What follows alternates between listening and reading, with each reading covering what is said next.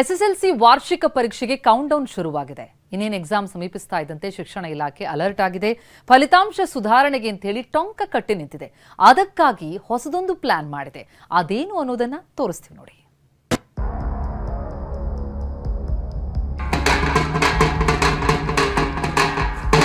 ಯಾರ್ಯಾರ ಮನ್ಯಾಗ 10ನೇ ತರಗತಿ ವಿದ್ಯಾರ್ಥಿಗಳದಾರ ಅವರು ಚಂಜಿಕಾಡಿ 7ರಿಂದ ರಾತ್ರಿ 9 ತನ ಅವ್ರ ಮನ್ಯಾಗ ಟಿವಿ ಫೋನ್ ಏನು ಯೂಸ್ ಮಾಡಬಾರ್ದು ನೋಡ್ರಪ್ಪ.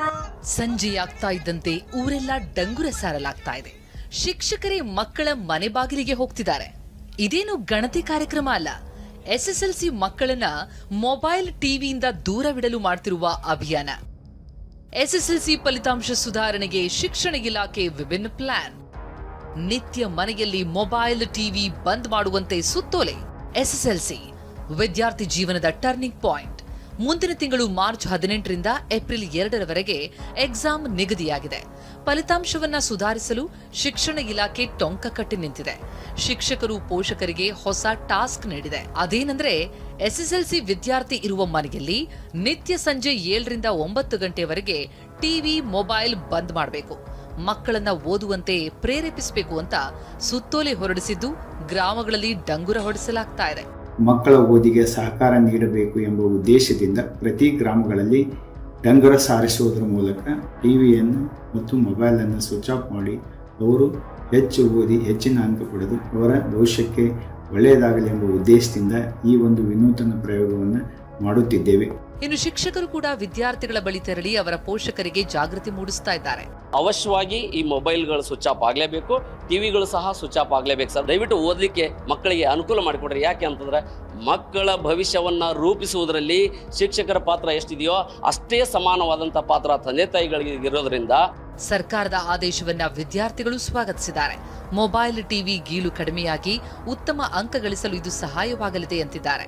ಫಸ್ಟ್ ಸ್ಕೂಲಿಂದ ಮನೆಗೆ ಹೋಗೋದ್ಲಿಗೆ ಫೋನ್ ನೋಡೋದು, ಟಿವಿ ನೋಡೋದು ಮಾಡ್ತಿದ್ವಿ. ಈಗ ಸರ್ಕಾರದಿಂದ ಆದೇಶ ಬಂದೈತಿ, ಅದರಿಂದ ನಾವು ಫೋನ್ ಎಲ್ಲ ಸ್ವಿಚ್ ಆಫ್ ಮಾಡಿ ಟಿವಿ ಎಲ್ಲ ಆಫ್ ಮಾಡಿ ಈಗ ಓದೋದ್ ಕಡೆ ಭಾಳ ಗಮನ ಕೊಡ್ತಿದ್ದೀವಿ. ಅದರಿಂದ ಭಾಳ ಅನುಕೂಲ ಆಗುತ್ತಿದೆ ನಮಗೂ. ಶಿಕ್ಷಣ ಇಲಾಖೆಯೇನೋ ಮೊಬೈಲ್ ಮತ್ತು ಟಿವಿ ಸ್ವಿಚ್ ಆಫ್ ಮಾಡಿ ಮಕ್ಕಳನ್ನ ಓದಿಸಿ ಅಂತ ಹೇಳ್ತಾ ಇದೆ. ಆದ್ರೆ ಪೋಷಕರು ಅದೆಷ್ಟರ ಮಟ್ಟಿಗೆ ಪಾಲಿಸ್ತಾರೆ ಎನ್ನುವುದೇ ಯಕ್ಷ ಪ್ರಶ್ನೆಯಾಗಿದೆ. ಹಾವೇರಿಯಿಂದ ಅಣ್ಣಪ್ಪ, ವಿಜಯಪುರದಿಂದ ಅಶೋಕ್ ಯಡಳ್ಳಿ ಜೊತೆ ವಿನಯ್, TV9 ಬೆಂಗಳೂರು. ಇನ್ನಿತರ ಪ್ರಮುಖ ಸುದ್ದಿಗಳನ್ನ ಕ್ವಿಕ್ ಆಗಿ ನೋಡ್ತಾ ಹೋಗೋಣ. ಕರ್ನಾಟಕ ಟಾಪ್ 9ನಲ್ಲಿ ಹಳೆ ಮನೆಯ ಗೋಡೆ ಕುಸಿದು 2 ಕಾರ್ಮಿಕರು ಮೃತಪಟ್ಟಿದ್ದಾರೆ.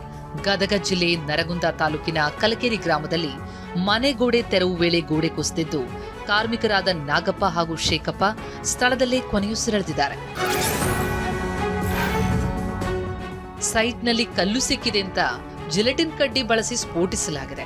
ಬೆಂಗಳೂರಿನ ಹುಳಿಮಾವು ಠಾಣಾ ವ್ಯಾಪ್ತಿಯ ಅಕ್ಷಯ ನಗರದಲ್ಲಿ ಈ ಅವಘಡ ನಡೆದಿದ್ದು ಜನನಿಬಿಡ ಪ್ರದೇಶದಲ್ಲೇ ಸೈಟ್ ಮಾಲೀಕ ಚಂದ್ರು ಜಿಲೆಟಿನ್ ಸ್ಫೋಟಿಸಿದ್ದಾನೆ. ಪೊಲೀಸರು ಬರ್ತಿದ್ದಂತೆ ಕಾರ್ಮಿಕರೆಲ್ಲರೂ ಪರಾರಿಯಾಗಿದ್ದಾರೆ.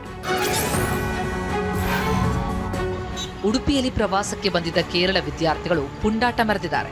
ಉಡುಪಿಯ ಹೆಜ್ಮಾಡಿ ಟೋಲ್ ಬಳಿ ರಸ್ತೆಯಲ್ಲೇ ಮದ್ಯ ಸೇವಿಸಿ ಪಟಾಕಿ ಸಿಡಿಸಿ ಡಾನ್ಸ್ ಮಾಡಿದ್ದಾರೆ.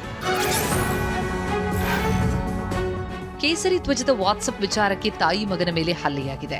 ಯಾದಗಿರಿ ಜಿಲ್ಲೆ ಗುರುಮಠಕಲ್ ತಾಲೂಕಿನ ಪುಟ್ಪಾಕ್ ಗ್ರಾಮದ ಯುವಕನಿಗೆ ಮಸೀದಿ ಮೇಲೆ ಕೇಸರಿ ಧ್ವಜ ಕಟ್ಟಿದ ರೀತಿ ಸ್ಟೇಟಸ್ ಹಾಕಿದ್ದಾನೆ ಅಂತ ಆರೋಪಿಸಿ ಹಲ್ಲೆ ಮಾಡಿದ್ದಾರೆ. ಅಡ್ಡ ಬಂದ ಆತನ ತಾಯಿಗೂ ಥಳಿಸಿದ್ದಾರೆ. ಪಟಾಕಿ ಹಾಗೂ ಯುಗಾದಿ ಚೀಟಿ ಹೆಸರಿನಲ್ಲಿ ಕೋಟ್ಯಾಂತರ ರೂಪಾಯಿ ವಂಚಿಸಲಾಗಿದೆ. ಕೋಲಾರದ ಶಾಂತಿನಗರದ ವೆಂಕಟೇಶಪ್ಪ, ಗೌರಮ್ಮ ಸುಮಾರು 500ಕ್ಕೂ ಹೆಚ್ಚು ನಿವಾಸಿಗಳಿಗೆ 4 ಕೋಟಿ ರೂಪಾಯಿ ವಂಚನೆ ಮಾಡಿದ್ದಾರೆ ಅಂತ ಆರೋಪಿಸಲಾಗಿದೆ.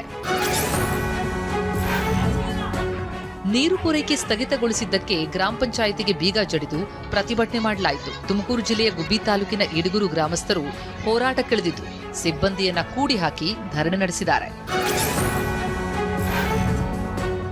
ಬಿತ್ತಿ ಬೆಳೆದ ಕೈ ಬಂಗಾರದ ಕಡಗ, ತೊಟ್ಟಿತ್ತಲೇ ಪರ ಹೀಗಂತ ಮೈಲಾರಲಿಂಗೇಶ್ವರ ಕಾರಣಿಕ ನುಡಿದಿದೆ. ಹಾವೇರಿ ತಾಲೂಕಿನ ಹಾವನೂರಿನಲ್ಲಿ ಗೊರವಯ್ಯ ಬಿಲ್ಲನೇರಿ ದೈವವಾಣಿ ನುಡಿದಿದ್ದಾರೆ. ರೈತರ ಬೆಳೆಗಳ ಬೆಲೆ ಏರಿಕೆಯಾಗ್ತಾ ಇದೆ, ಹೆಚ್ಚಿನ ಲಾಭವನ್ನು ಗಳಿಸುವ ಸೂಚನೆ ಇದೆ ಅಂತ ಕಾರಣಿಕ ನುಡಿದಿದ್ದಾರೆ.